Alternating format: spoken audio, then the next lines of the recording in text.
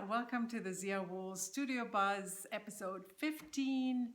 This is a podcast about knitting, spinning, and all the beautiful things you can make with yarn and wool and fiber.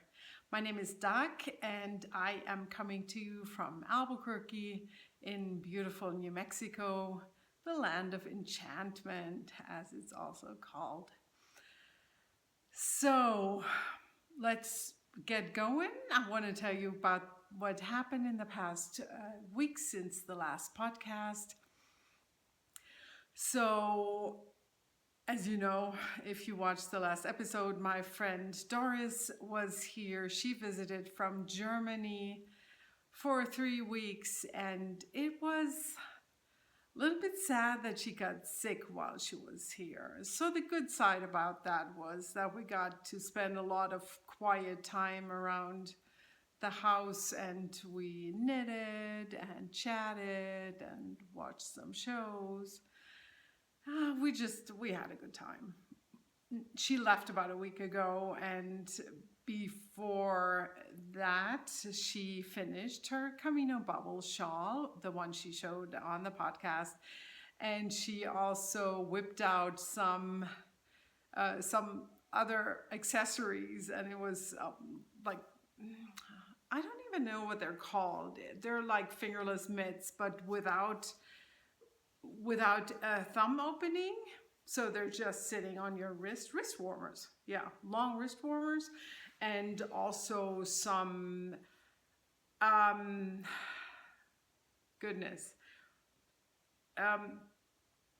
boot toppers. Kind of like socks without feet. You know what I'm talking about, right? So that's what she finished, and she sent me pictures of those, and so I'm gonna add those to the end of the podcast so you can see what she made. So it's really cute, really nice. So I keep on giving her grief about not knitting when she's in Germany back home. So we'll see what happens about that. But actually, I'm not. Well, I thought that she was not going to knit when she's at home. But then again, Doris has, as it turned out, a few friends in her closer proximity who do knit. She sent the link to the podcast, and then everybody all of a sudden was asking her about her pattern. Yes, I knit too. So who knows what's going to happen? Maybe they're all going to hang out and start knitting in Germany now. We'll see. I'll keep you posted. So Doris, thanks again for coming. That was a lovely time with you.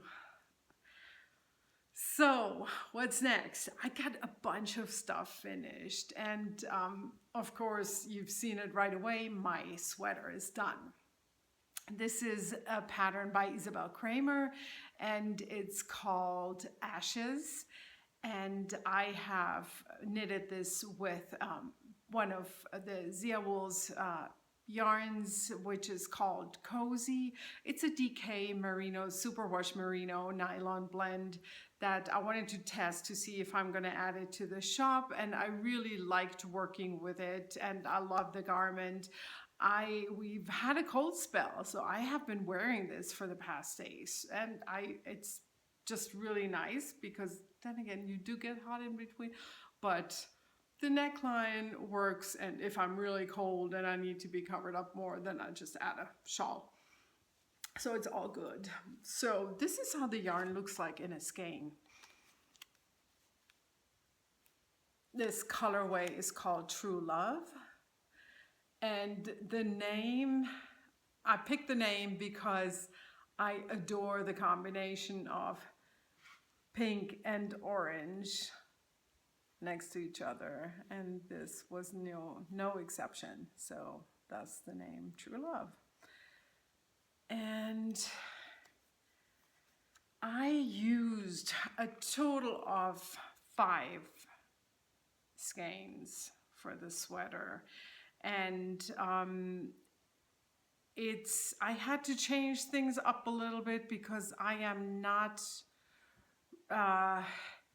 I'm a very tight knitter. I've mentioned that before. So I had to go up a needle size. I used 4mm needles and not the 3.5mm that were asked for. And that way I was kind of close enough to gauge. I still gave it, I think, I upped it one size to match. But that was okay. It was no big deal.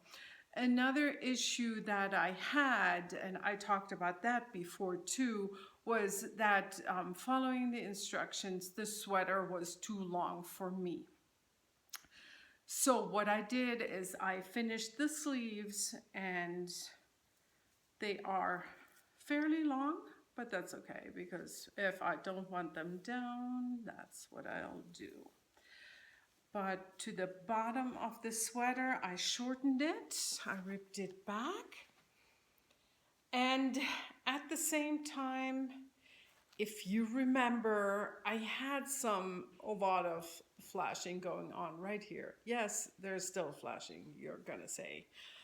But so what I did was, I kept thinking about it, and I thought, well, it doesn't bother me. It doesn't bother me. And oh yes, I did alternate skeins. So, but I kept thinking so much about it that I thought, well, maybe it does bother me, or I wouldn't be thinking about it all the time. So I decided to rip back and tried my best to get the skeins so that they were, I mean, I really held a length of yarn to see where is orange, where is pink, and where are speckles, but still, I mean, you see, there's still flashing going on, and a little bit, but it was worse before. So no regrets here. And it's maybe also because it's at the end of the sweater. That's why it's not so much in your face, because before there was still maybe 3 or 4 inches of knitted fabric. And I thought it was even more standing out. I don't know. I can live with what I have right now, and I'm not lying to myself, so all good. So what else did I want to tell you? Oh yes, that's important. So Isabel Kramer suggested to crochet along the back edge of the sweater. And I have noticed when I tried it on before, like the one time when I podcast with it before it had sleeves, I noticed that it had a tendency to slide off one shoulder. I did the crab stitch, which is kind of like a single crochet, but you work backwards. You work from the left side to the right side, and it's a very pretty stitch. And so that's what I did from these corners here, and I can tell it really makes a difference. It really holds it together nice, just a little bit more, and it's much nicer, and it's really perfect. So that was a good recommendation. Yeah, the pattern in itself, I mean, you don't even have to say much. Isabel Kramer's pattern are super nicely written. I can totally recommend it if you're thinking about making it. And the cut is very much, I want to say, like the boxy. So you have the wide body. I don't know if the boxy is also kind of going together a little bit, the way this is, but I really like that. Then in the back, it's a little bit longer. Love it. Really, really like it very much. So I'm glad this is done, and true to mission knit possible, I decided to tackle another the work in progress that I had abandoned, and I think I showed it on the podcast at some point last year, but then I quit working on it because as it got colder, I thought, well, I'm not going to be able to wear it. I'm not going to get any use out of it. So let's enjoy something new, as we all do, right? But I picked that back up, and I am almost finished. You see it here in the corner. And I am talking about this little cardigan.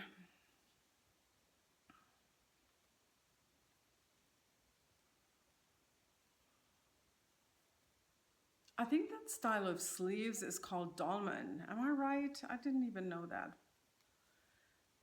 term until just recently. So here's the story of this. They all have a story, don't they?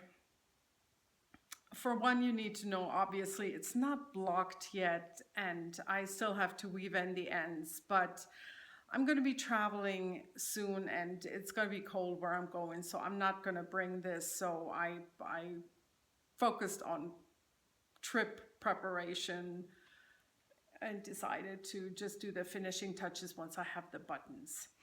So here's what happened. It turned out that I needed more yarn because of the construction, that you add so much fabric for this type of sleeve. I knew this was going to be a very close call with my yarn. And let me show you the pattern first. Where is it? Right here. And then it all makes a little bit more sense. So this is what I started off with. You're going to say, that's not a cardigan. Yes, it is indeed not a cardigan. I had gone through old magazines and looked for things, and I thought, oh, I love the cut of this. Even though you can't see it so much, I thought this is nice and big with that kind of sleeve that I like to make. And also you see that in the, you know, the schematic shows that. And so I thought, oh, I can use this, but how can I make it more wearable for myself? So I thought, I'm going to transform it into a cardigan. I started knitting, and for whatever weird reason, I had trouble with the chart. I didn't know what they wanted me to do, because there is the lace with the two together yarn over, whatever it is, and also some kind of a braiding, and it was just not, I didn't figure it out. And then I thought, well, I have a much better idea. What I'm going to do is I'm just going to have the, I mean, I was already decided on the cardigan, but then I thought I'm just going to have the two pattern repeats going down along the button band with the V-neck that they have it here. And actually, oh no, looks a little bit different than I envisioned it. Well, what you do is you start with the back, and of course, in the back, your pattern goes all the way straight up. I had not been thinking right, because if you go up and your pattern goes sideways, it's not gonna match and run into where it ends up in the back. And I thought that would be kind of weird, having it, I mean, especially with the shoulder seam, then you're not gonna have the pattern from the back, maybe, where the shoulder is seamed, but you're gonna have it from the front. So it was all kind of hard to figure out. Then in the end, for the front, as you can see, I decided I'm just gonna let that pattern end with the neckline. And because it was so tight with my yarn, I knew I was gonna have a plunging neckline. This was gonna be a summer throw-on kind of deal, and it wouldn't matter. Then I thought, well, if I have the yarn, I can always make a wider ribbing here and put two buttons here instead of the one, but there was no yarn left. So this was really it. So what I have, and I'm not sure why I didn't bring it, I can't see it right now, but I just have these two tiny things that maybe not give me a crocheted edge around here, but not even one round of ribbing, knitted ribbing. I mean, picking up stitches, knitting a rib for one round and then casting off in pattern. I don't even think that would work with what I have. So this is what I'm thinking right now. I will finish it, I will block it, I will weave in my ends. The other way around. I usually do the weaving in first and then I block. But then I will take this to Germany when we go this summer, as we always do. And I'll see if my yarn store there still carries the yarn. I will buy another ball of yarn. If by that time I say I want the ribbing, if it doesn't bother me, then it's going to stay the way it is. So again, this is how it looks like from the back. And it fits quite well. I'm sure it's going to get quite a bit wider once I've blocked it. So we'll see how that goes. But with the ribbing on the bottom, I think it's going to be really cute. So the story of the buttons, there is a button story too. You must know that I have a huge box with buttons. I get buttons I got them from my mom. That's how I started off. I got buttons from my aunt who used to have a little skirt business where they manufactured those. I got buttons when I went thrifting and I saw some pretty ones. It's a big box. So when I look for buttons, that's where I go, of course, before I go and buy buttons. In this case, I went digging and I found, after a lot of searching through everything, I found these which were an exact match in color.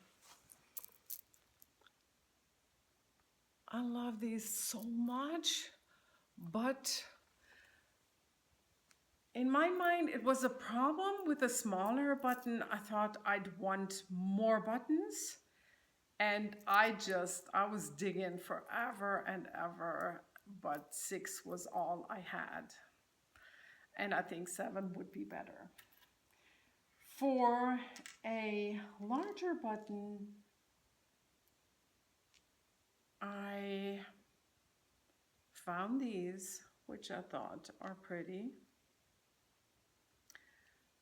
They look like coconut, but they're kind of beige from the back, so I'm not sure if that's real stuff or not. They were kind of my this is what I started off with size-wise, but then I went cruising on Etsy to see if I found something. And I came upon a site that had very gorgeous wood buttons. And the gentleman, Robert, makes them. And what I loved is that the profile, some you can totally tell. They sawed a branch and kind of sanded it, and that's it. From the picture that I saw on this website, I mean in his Etsy shop, his were a little more oval from the side. I can't see it too much in this one. I'll show you when I have them. But it was an amazing story. So all his buttons in the shop were larger than what I wanted. I wanted a button of about 1 inch. I'm sending him a message. I'm asking, you do custom orders, it says so. Can you make these buttons for me? Didn't hear from him for 3-4 hours. I get an email later that day, and he asks a question, and he said, no, he didn't even ask a question. He said right away, I'd be glad and honored to make something to match your work of art or something in that sense. It was just the nicest message ever. I jokingly said, if you can send them the next week, that would be awesome. If not, I'm going to be out of town. No crazy rush necessary then. And I thought I'd just throw that out. The next day he wrote that he has my buttons done. And Monday morning I got the message that they were shipped out. How amazing is that? Wow, that was very impressive. And the shop name is, I don't want to mess it up, Woodland Workshop. It's all in one word. And that's a shop on Etsy. Totally nice. And you will see them once I have received them. I was thinking maybe they come in today, but they didn't. So those were my 2 finished objects, and you will hear the rest of the story of the cardigan. I mean, you will see it again once I have it completely finished. Oh, and I did mean to mention what yarn I have used. And I have knitted this with 5mm needles. And the yarn is one that I picked up in my German yarn store. I mean, in Germany, it's a Lana Grossa.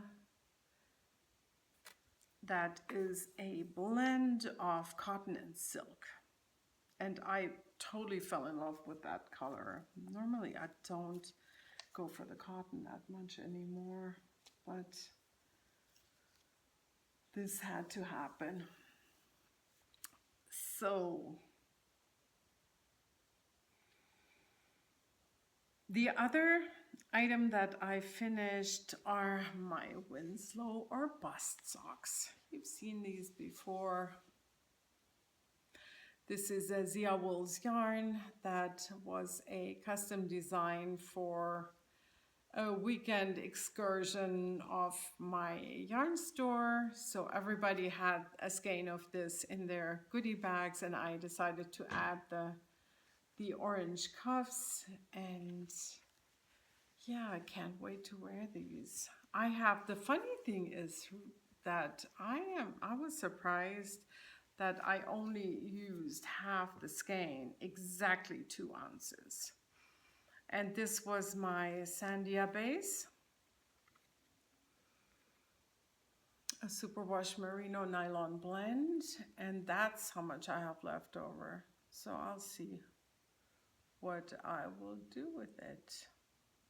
I'll have to ask my daughter if she would like a pair of socks, but she's already said that she has so many hand-knitted socks and socks in general that I'm not so sure she really wants some.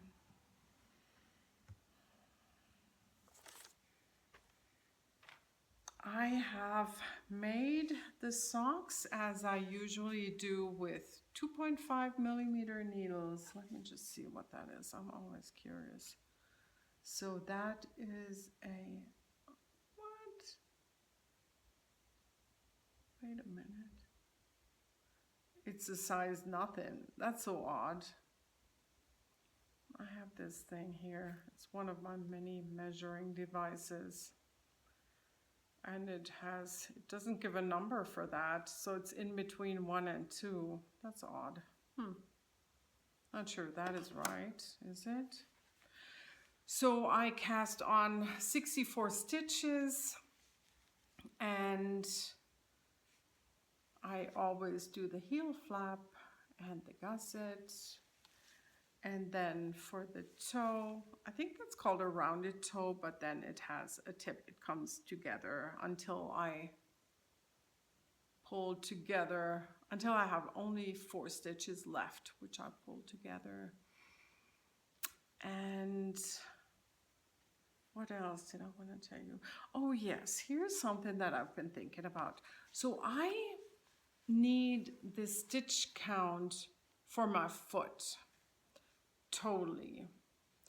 But something that I was thinking about, because I usually do a ribbing and then a stockinette on the leg part, I was thinking maybe I can next time try a smaller stitch count so it doesn't slide down, because that not ribbed section kind of wants to slide down sometimes. But like I said, I want the width in the foot, but it doesn't really matter. All of a sudden it hit me, why do I not cast on less stitches for the leg? And then I have so many stitches once I'm done with the heel flap that I'll just decrease my gusset so I get that stitch count that I like for the foot. That was easy. So I will try that with my next pair of socks. Not with that pair that I'm working on, because that's already too far along, and that is another one that you have seen. Same needle size, 2.5 millimeters, my standard recipe. So pretty, these colors, look at that. That's Nomadic Yarns. Wanderlust is the colorway. Is that an Americanized German word? Tell me, my American friends, or is it just, or did she just use the German name for that? I don't know. Wanderlust. It means that you love to wander. You love to travel. Very suitable. Of course, these will go on with me on my upcoming trip. I'll tell you more about that in a little bit. So, oh yes, and that is the first sock, and I still need to make the second one. And that's always a good travel project. Lives in one of my own bags that I made. The cowgirls, matching fabric on the back, and this has a very nostalgic vibe to me, because I used to have a blog and an old business named Sheep on a Spring, and this was my label. Don't have any more. I have maybe 1 or 2 more bags, or 3. 1, 2, 3.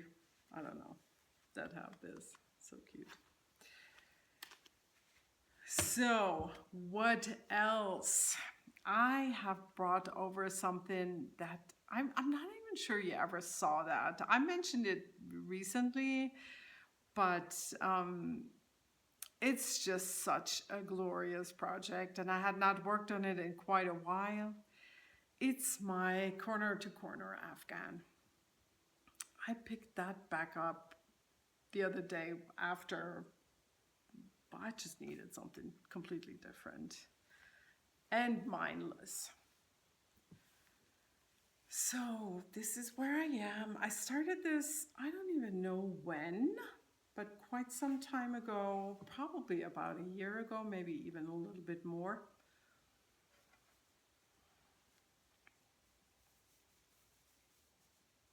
At some point, I had already turned the corner, and that was here where I have my marker. But then I ended up ripping back because I thought, dang, that's not quite wide enough after all. So I'm thinking I may be getting there, where I work that other corner and start making it more a rectangle, more of a rectangle. I call this my happy blanket because I decided to put in all the colors that I love, all the pretty ones. This is, I think, all hand-dyed yarns by various dyers, a lot from that I've received in swaps or leftovers from my own projects or test dyes, or just play dyeing where I had a small amount of yarn and I tried something and splashed on some fun stuff. And yeah, so when I'm working on this, it's just out on the sofa, and what let me stand up before I put it away so you see the length.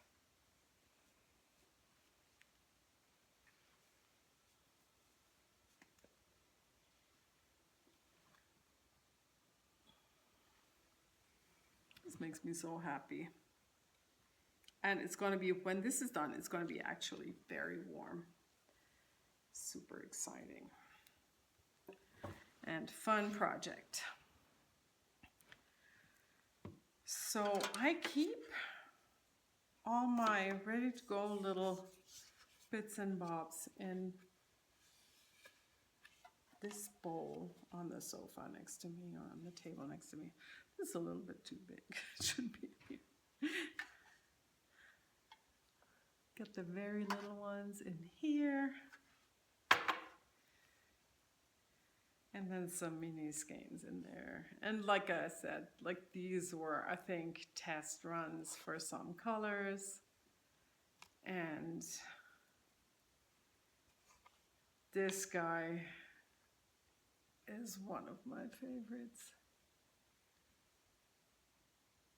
When my friend Debbie came to visit last year, she dyed this while she was here. I love this so much. And she was, the funny thing is, take a close look.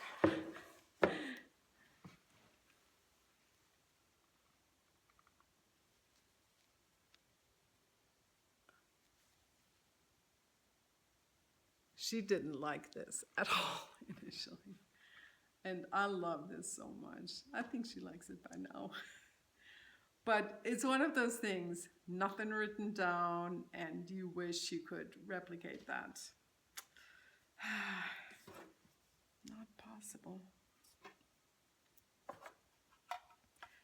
That was the blanket.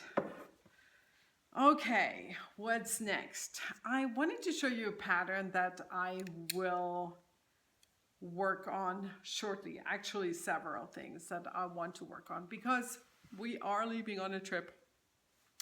We're going to go to Portland, Oregon, and be traveling up there in that area. And there's going to be a lot of driving because we want to explore the coast and see as much as possible. We already, yesterday, we looked at the map and realized how short of a time we have for seeing so much. It's going to be so beautiful.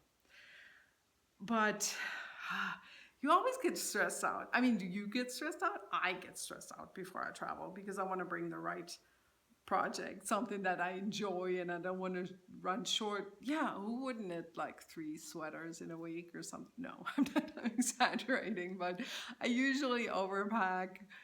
But yeah, I think that's what stresses me out, that I'm never quite sure what to bring. So I have in this case, I have decided I'm going to bring the socks that I showed you. I will also bring another ball of yarn, which was a gift from a friend who lives up there. And I'm so excited. I'm gonna meet her, which is so lovely. I can't believe we've known each other through the online things for so long, and to have a chance to really meet a person that you've connected with so nicely, that's really special.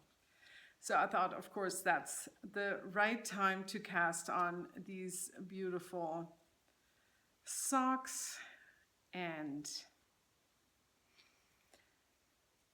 in the deep you see.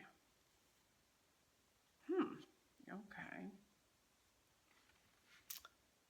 sorry, that's all scrunched up. So this is actually a colorway. If I understood that correctly, this is only available up there in that area. And the colorway name is ZiaWoolz 7525 superwash merino nylon. And that's going to be 463 yards on 100 grams. Looking forward to seeing how that's going to knit up with all these beautiful colors. So nice.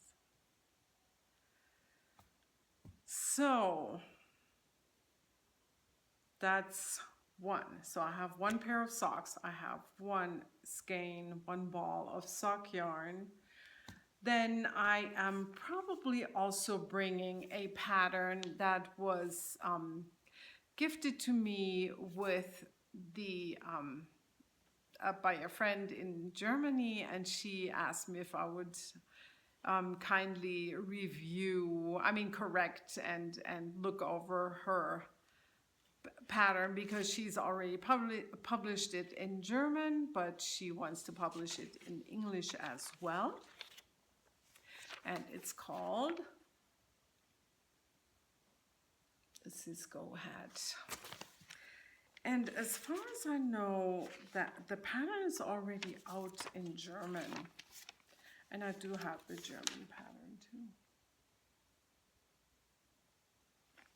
It's pretty. So I also got a friend of mine on board, and we're both gonna knit this. She's probably gonna be the much better choice as a person, as a kind of like a tech editor, because she's American and I'm not.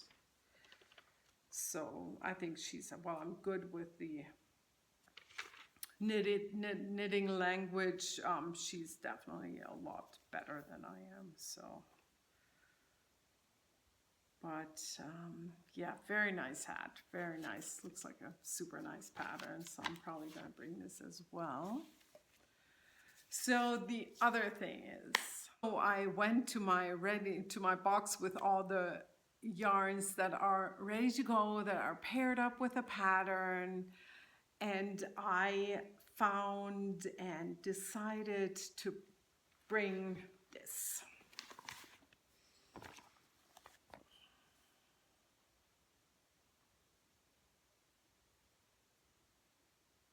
It's the Tall Me. And I had purchased the sweater quantity of silky wool.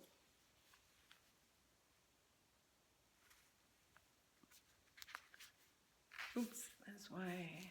By Elspeth Labelled.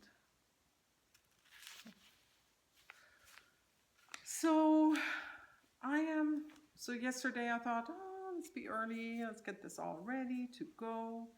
I'm looking at the pattern. I'm totally wrong weight of yarn. Okay, that's so me. So I looked, I probably bought this for the color, which I really love. It's a very jeans blue with a hint of purple undertones. And so I probably thought, I'm gonna make it work. If it's wrong, if I'm far off with my gauge, I'm just gonna make it a size bigger. So I knitted up some samples. Well, would that work? Only if you are willing to add like 50 stitches per round or something like that. So that was a no-go. And let me show you that. So that is the fabric knitted up, the yarn.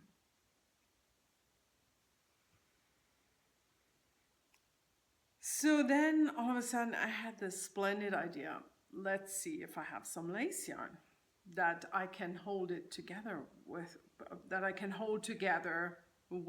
this one, and thus make it fatter and make it work. And I had a lace yarn which is an alpaca. It's called Tumbleweed. It's a 100% alpaca, superfine alpaca lace, 4 ounces, 1,250 yards in the skein. So I dyed this a long time ago. I'm not a lace knitter, and my yarn store had asked me if I would dye some lace yarn for them because they do have quite a few lace knitters. So this was one of the ones that I added to my yarns, the ZiaWoolz yarns. But yeah, I still, even though I had no plans, I set aside this one skein of yarn to try in the colorway Frozen. And it was I'm gonna put a photo at the end or even right here if I can figure out how to do that. So that's a pale blue with grays and kind of off-white, very pretty color. And so I thought, oh, well, it looked very different than my yarn, but I thought, well, let's just see how it works if I knit it up together. And it's nice, right? But as you can see, it also changes the color completely. Excuse me. It's very different than what I really wanted and why I like this color so much. And this is actually gauge-wise bringing it to where I need to be for the pattern. So that was a bummer. Motorcycle. I have the door open for the cats. So what do when you dye yarn and you're about to go traveling? Yeah, sure, you get the dye pots out and dye. So I had already balled up those 1,250 yards. So I had to reskein 1,250 yards. So I did that. I put it into 2 skeins just so it wouldn't be all too much in one, but I dyed them up together at the same time, and this is what I got. So since I already had some blue on there, what I laid over it was blue and also a bluish purple. And this is what I got. It's darker than my Elizabeth Love Bold yarn, but it's actually very close. It's more the same color family, much more than it was before. Where before the blue was kind of like an ocean, hints of greenish blue. This one is a darker blue with hints of purple. And I thought it was gonna work, and my swatch confirms it. This one I even washed. Yay.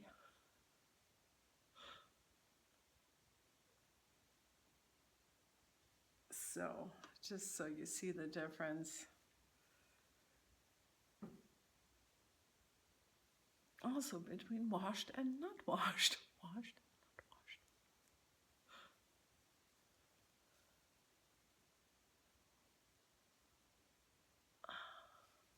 Also this one maybe.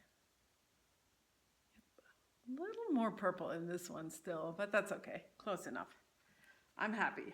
So I've already gotten my needles ready, and what I'm probably going to do is I'm going to start working on this at home so I get going, and then I can really get this moving along, and then I'm going to have a sweater in a week. I'm just kidding. Wouldn't that be nice, right? I'll see how fast this is going to go. I mean, there's going to be a lot of driving along the coast and all, but we are hardcore sightseers. We go nonstop all day. So it depends a little bit on how much driving time I have versus the out of the car walk and explore time, for which I'm always going to have my socks in my purse, just in case. So, travel knitting. Now you know what's going on with that.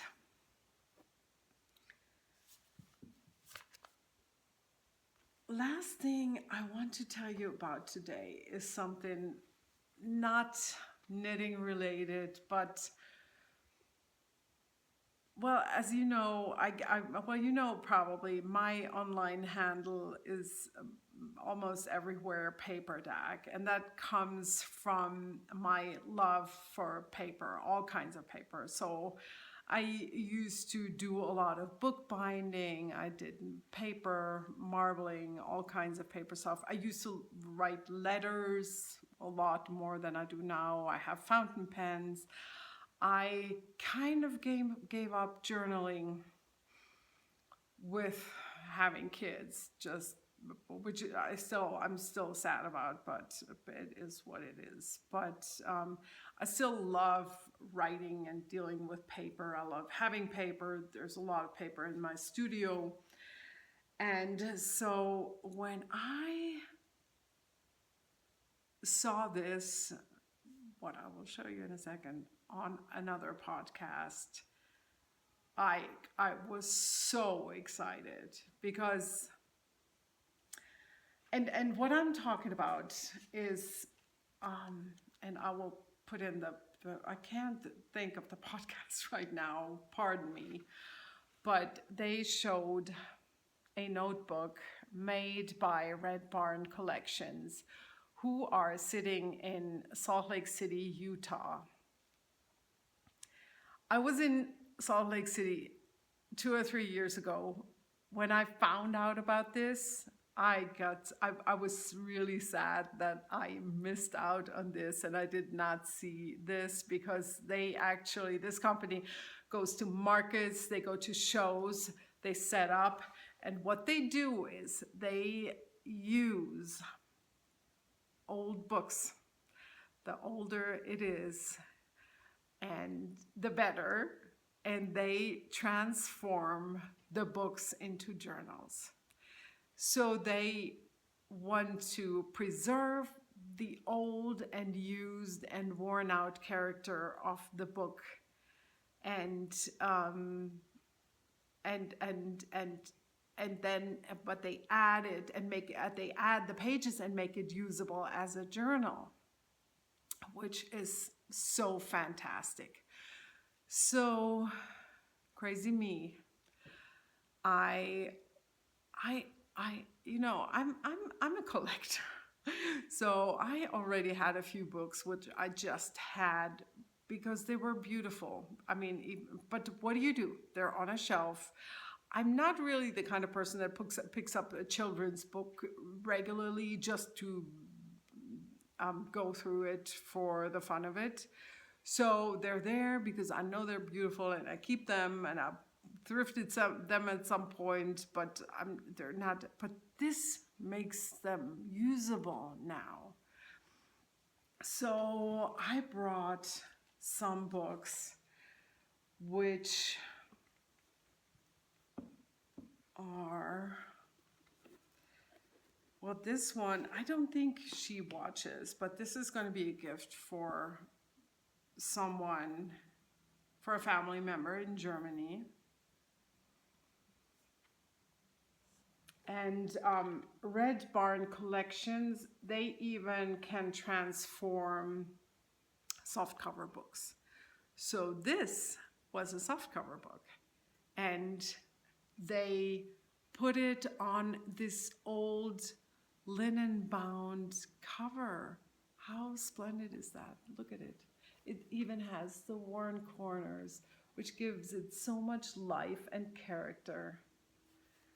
And then you get inside, you have So it's spiral bound, very sturdy. And inside you get whatever paper you want. What I did is I sent some of my own paper because I like graph paper and I collect paper. And then I told them what to add in the book. So I usually had them, I think for most books that I had them custom do for me. Did I even say that? I don't think I did because I got so excited. I love this whole thing so much. I tell you, after I found out about Red Barn Collections, I was telling everybody about this whole concept that they turn old books into journals and they add writing paper. And I was not even, I didn't care if the people were interested or not. I just said, I have to tell you about this. This is so exciting. Do you like books? Do you like to write? Do you keep notebooks? My poor hairdresser, I doubt he was interested. Oh, so I have the graph paper in this. Then there's some of the story pages in the beginning, some here in the middle.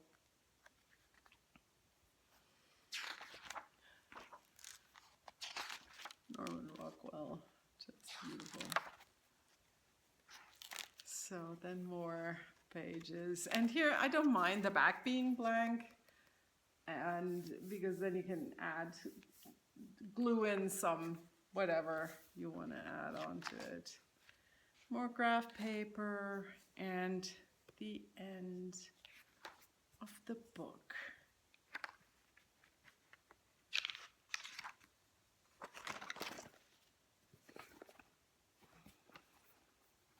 So I brought the two that I am planning. One of these is going to go with me on the trip, and I'm probably going to have a marker somewhere where it's like knits, where I write about my hand knits. And then I have a travel section where I write down a little bit of what we've done. And but I have such a hard time picking the one that I'm going to use first.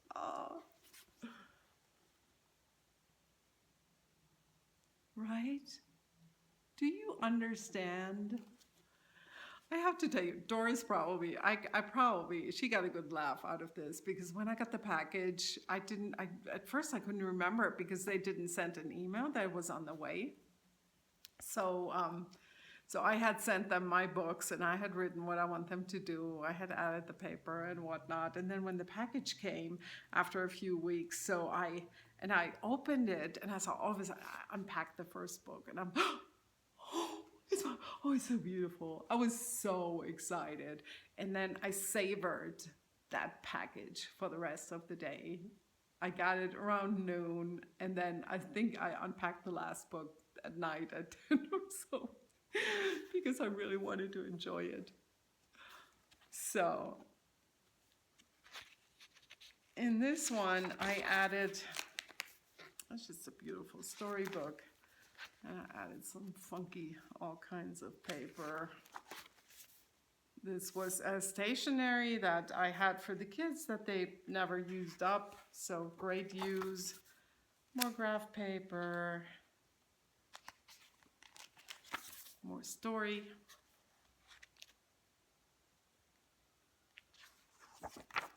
More funky paper.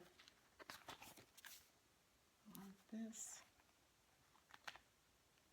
Oh, that's right. I had a coloring book, so I even added some pages of the coloring book.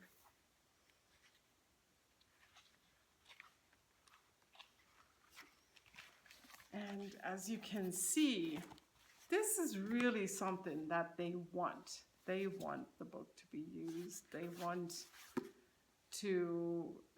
this to be something that incorporates a love for writing, but also a love for reading.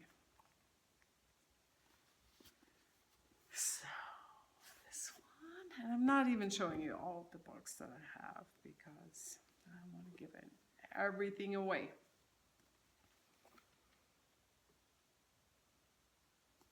I'm thinking I'm going to take the big ball of string because it's smaller and probably easier to handle. But this was also a book which I once purchased in a thrift store because I love this style of the way that the painting, the drawings and the pictures are done. Look at that bird in the back.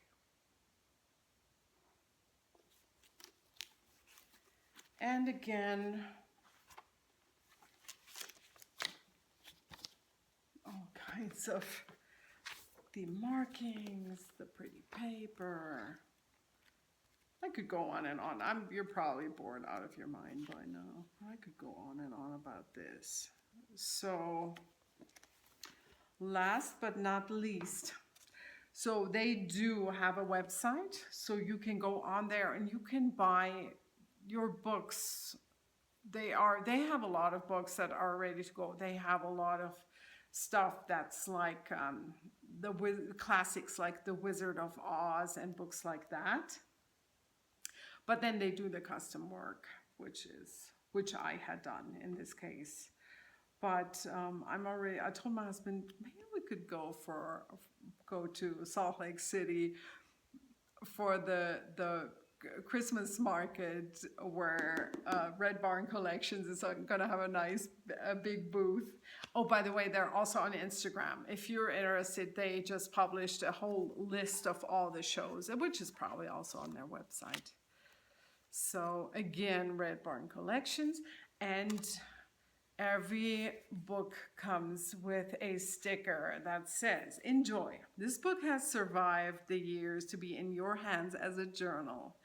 The scars, wear, and tear marks, frayed edges, scribbled names, notes, dates, and library stamps all contribute to its uniqueness. This book belongs to," and then you fill in the name.